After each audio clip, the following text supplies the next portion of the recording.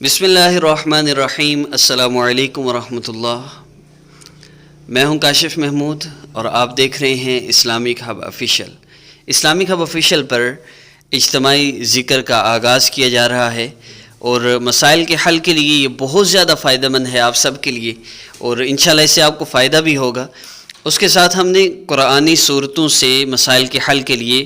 باقاعدہ وظائف سٹارٹ کیے ہیں، تو اس میں مختلف صورتیں اپلوڈ ہوتی ہیں، آپ نے ان کو صرف سننا ہوتا ہے، لیکن اس کے ساتھ ہم نے یہ ذکر کا سلسلہ بھی جاری کیا ہے اور اس میں اجتماعی ذکر ہوا کرے گا۔ یہاں ہم اجتماعی طور پہ ذکر کریں گے اور پوری دنیا میں موجود آپ سب لوگ ہمارے ساتھ ذکر کریں گے۔ انشاءاللہ آپ کو مزہ بھی آئے گا، اور ذکر کے بعد آپ اپنے لیے دعا کریں گے تو انشاءاللہ آپ کو سکون بھی ملے گا اور آپ کا مسئلہ بھی حل ہوگا۔ کسی بھی مقصد کے لیے آپ اس ذکر کو کر سکتے ہیں۔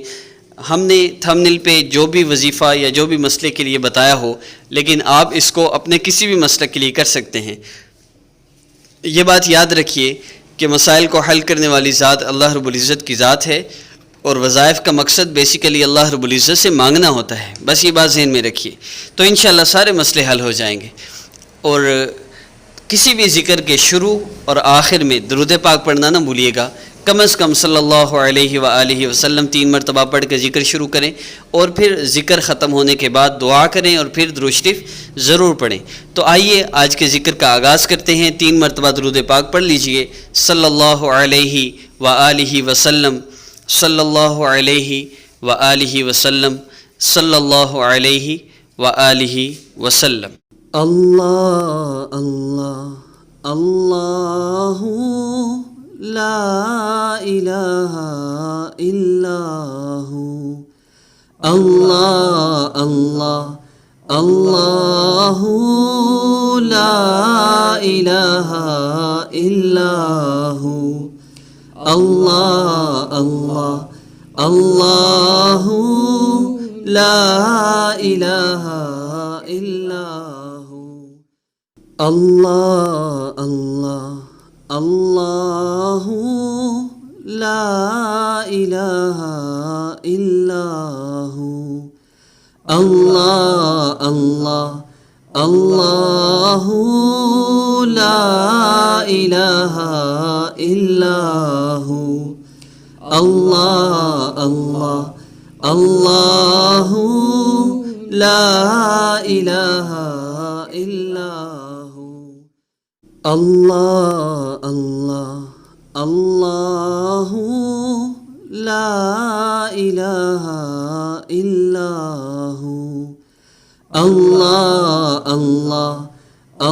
اللہ لا الہ الا ہو، اللہ اللہ اللہ لا الہ الا ہو، اللہ اللہ اللہ لا الہ الا ہو،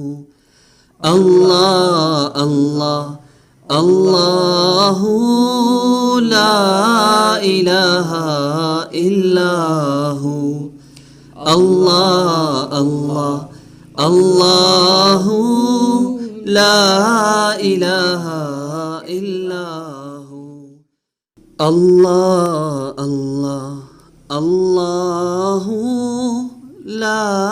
الہ